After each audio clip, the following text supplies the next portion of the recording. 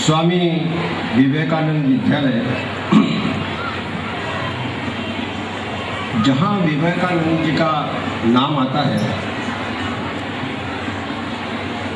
और वो जो उनके जीवन की इच्छा थी कि मैं हिंदू धर्म का प्रचार करूं, ऐसे प्रचारक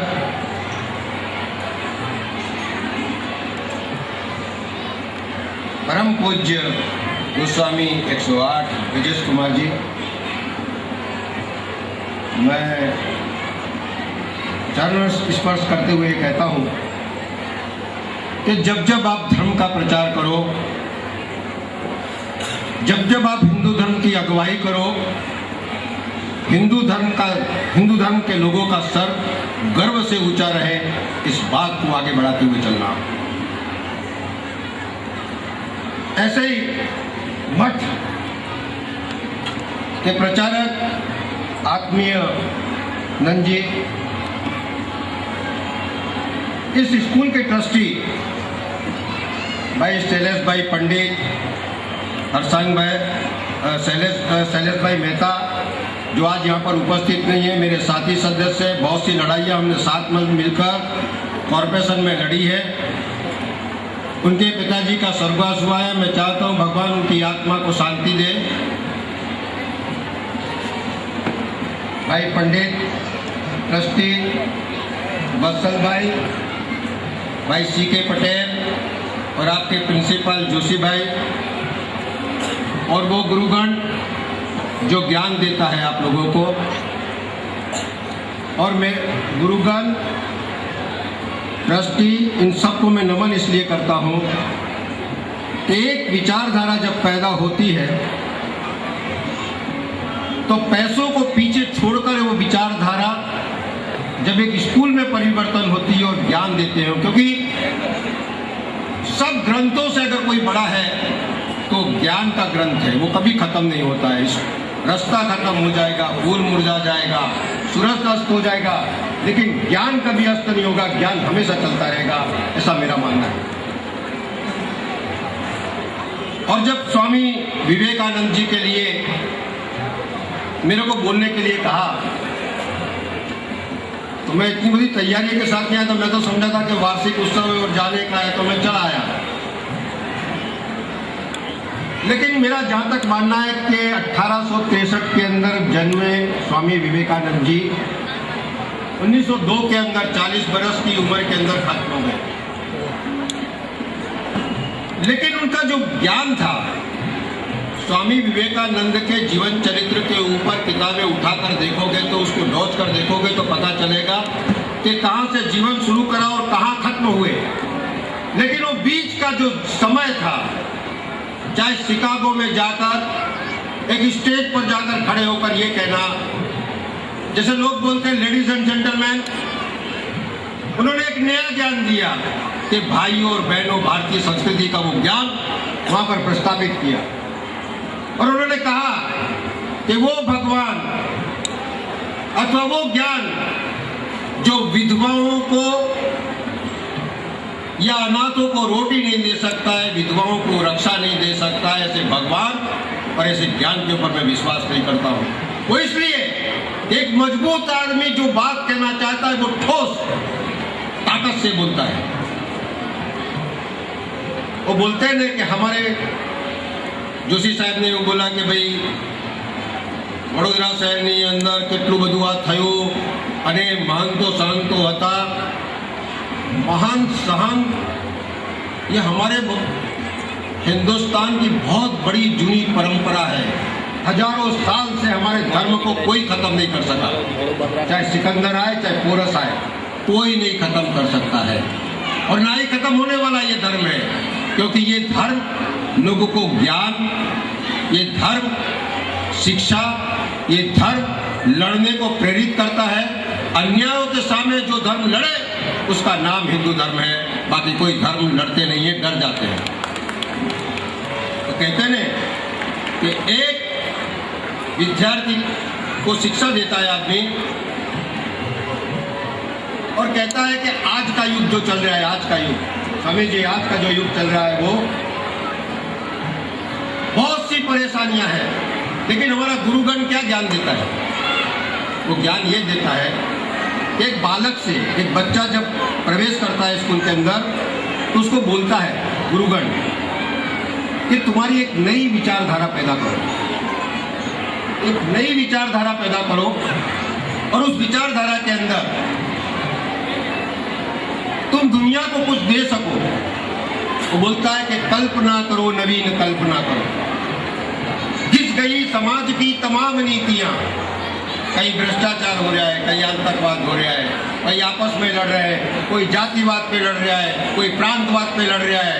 तो वहां पर वो बोल रहा है कि कल्पना करो, नवीन कल्पना करो। घिस गई समाज की तमाम नीतियां, दे रही चुनौतियां तुम्हें कृतियां, निज राष्ट्र के शरीर के श्रृंगार के लिए तुम काम ना करो किशोर, काम ना करो।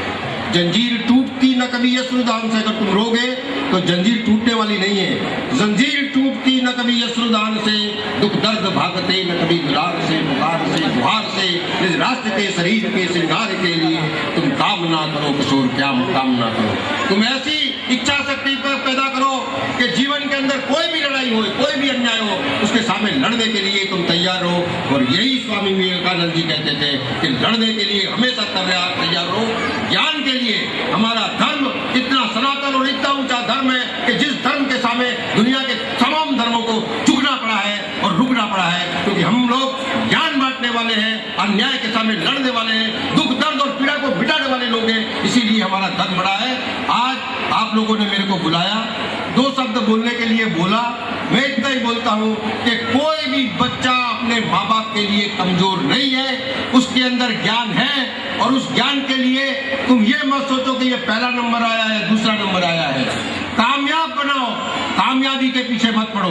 कामयाब होगा तो वो कामयाबी उसके पीछे दौड़ेगी। यही मेरा कहना है। जय हिंद, जय भारत।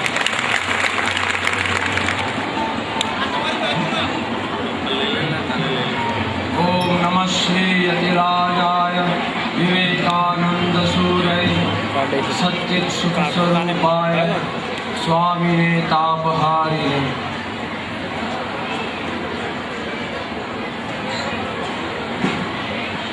આજે વિવેકાનંદ વિદ્યાલયના વાર્ષિકોત્સવમાં પધારેલ આદરણીય રજકુમારજી,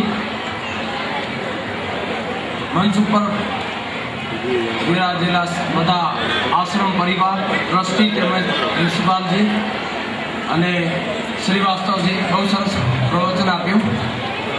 આજે આપ સમક્ષ ઉપસ્થિત થઈને બહુ હર્ષ અનુભવું છું, કારણ કે તમારી સ્કૂલનું નામ છે સ્વામી વિવેકાનંદ વિદ્યાલય. આજના યુગનો ખરેખરો હીરો જો હોય તો વિવેકાનંદ છે, બીજો કોઈ નથી, યાદ રાખજો. આજના યુવકોને જીવનમાં કોઈની પાસેથી કોઈ હીરાને રાખીને કંઈ મેળવવું હોય તો એક જ છે વિવેકાનંદ. કારણ એટલા માટે તમારા સ્કૂલનો લોગો ઉપર લખ્યું છે માનવ સેવા એ જ ઈશ્વર સેવા. આ માનવ સેવાનું મંત્ર સ્વામી વિવેકાનંદ તેની પાસે મળ્યા અને કેવી રીતે આપ્યો, બહુ સરસ ઘટના છે. આપણે બહુ આનંદિત છીએ કે આ ઘટના સાક્ષી આપણા પુષ્ટિ માર્ગીય વૈષ્ણવ સંપ્રદાયના રજકુમારજી પણ છે. ભગવાન શ્રી રામકૃષ્ણ દેવ કે જે સ્વામી વિવેકાનંદના આધ્યાત્મિક ગુરુ હતા, એક દિવસ બધા ભક્તોને વૈષ્ણવ સમાજના આયામો વિશે સમજાવતા હતા. મુખ્ય 3 આયામો છે. એક તો ઈશ્વર પ્રત્યે પ્રેમ, વૈષ્ણવ સેવા અને જીવે દયા. આ 3 વિશે બોલતા હતા. આપ સૌ જાણતા હશો, ભગવાન શ્રી રામકૃષ્ણ દેવ મુહુર્મુહુર સમાધિમાં જતા હતા. અને જ્યારે આ વૈષ્ણવ સેવાનું બધું સમજાવતા એમને ભાવ સમાધિ લાગી ગઈ. ભાવ સમાધિ લાગતાની સાથે જ એ બોલી ઉઠ્યા, જીવે દયા, જીવો ઉપર દયા કરવા વાળો હું કોણ? હું તો એક શુદ્ર કીટ, એક શુદ્ર કીડો છું અને હું જીવ પર દયા કરી શકું નહીં. આ જીવ જેટલા છે, જીવની અંદર જે ઈશ્વર રહેલો છે એની ઈશ્વર જ્ઞાનથી સેવા. સ્વામી વિવેકાનંદ ત્યારે ત્યાં ઉપસ્થિત હતા, ત્યારે નરેન્દ્રનાથ દત્ત હતા, વિવેકાનંદ નહોતા બન્યા. એમણે સૌને કહ્યું કે મને ઈશ્વર સમય આપશે તો હું આ સમાજને દેખાડી દઈશ મારા ગુરુનો બોલ કે માનવ સેવા એ જ પ્રભુ સેવા. અને આજે એ જ મહામંત્ર ઉપર એમણે સંસ્થા સ્થાપી છે, રામકૃષ્ણ મિશન અને રામકૃષ્ણ મઠ. એ જ આ મુખ્ય આયામ ઉપર કામ કરે છે. આજે અમારી વિશ્વમાં 172 સંસ્થાઓ છે. વિવેકાનંદ સ્વામીજી નાનપણથી જ્યારે દક્ષિણેશ્વરમાં ભગવાન રામકૃષ્ણ પરમહંસ પાસે જતા હતા, કલકત્તાનો એક સાધારણ છોકરો પશ્ચિમી સંસ્કૃતિને વાંચીને નાસ્તિક થઈ ગયેલો. વિચાર કરો, તમે લોકો તો પશ્ચિમી સંસ્કૃતિનું આંધળું અનુકરણ કરી જ બેઠા છો, પણ સ્વામીજી પણ એણે આંધળું અનુકરણ નહોતું કર્યું, પણ એમણે સંસ્કૃતિને વાંચી હતી. કાન્ટ, હેગલ, સ્પેન્સર વાંચીને નાસ્તિક થઈ ગયા હતા. ઈશ્વર વિશે એમની ધારણા અલગ થઈ ગઈ હતી. સાથે સાથે બ્રાહ્મો સમાજમાં જતા હતા. અને સ્વામીજી રામકૃષ્ણ દેવ પરમહંસ પાસે આવે છે. એમને એક જ પ્રશ્ન હતો. આજે બધા લોકો ઈશ્વર ઈશ્વર કરે છે. આજે પણ આપણે બધાને પ્રશ્ન છે, પણ આપણા બધા વતી સ્વામીજી એ યુગના મહાન સત્યદ્રષ્ટા, એ યુગના મહાન તત્વવેતા, જેમણે દરેક ધર્મની સાધના કરી. કલકત્તાની બાજુમાં જે દક્ષિણેશ્વર છે ત્યાં દરેક ધર્મની સાધના કરી, ઈશ્વરની પ્રાપ્તિ કરી. દરેક ધર્મમાં ઈશ્વર ક્યાં મળે છે અને દરેક ધર્મના બરાબર પથ અનુયાયીઓ પથ ઉપર જઈને એણે ઈશ્વરની પ્રાપ્તિ કરી. એમની પાસે સ્વામીજી જાય છે અને પૂછે છે, મહાશય આપે ઈશ્વરને જોયો છે? તો આપણા બધા વતી આપણે જે સંશયવાદ હતો કે ઈશ્વર છે કે નહીં, અને રામકૃષ્ણ દેવે એમને સમજાવ્યું કે ઈશ્વર છે. જેમ તને સ્પષ્ટ રૂપે જોઈ શકું છું તેમ ઈશ્વરને પણ હું જોઉં છું. તું ચાહે તો તને બતાવી પણ શકું છું. જેવી રીતે તારી સાથે વાત કરું છું તેવી રીતે હું ઈશ્વર સાથે વાત કરું છું. તો એમણે આજે આપણા સૌનો સંશય કાઢી દીધો છે. અને એ સ્વામી વિવેકાનંદે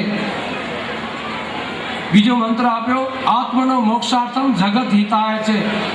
આત્મનો મોક્ષાર્થમ પોતાની આધ્યાત્મિક ઉન્નતિની સાથે સાથે ઈશ્વરની પ્રાપ્તિ કરવાનો મંત્ર એમણે આપ્યો. આજના આ પ્રસંગમાં હું આપ સૌને મારા અભિનંદન જણાવું છું.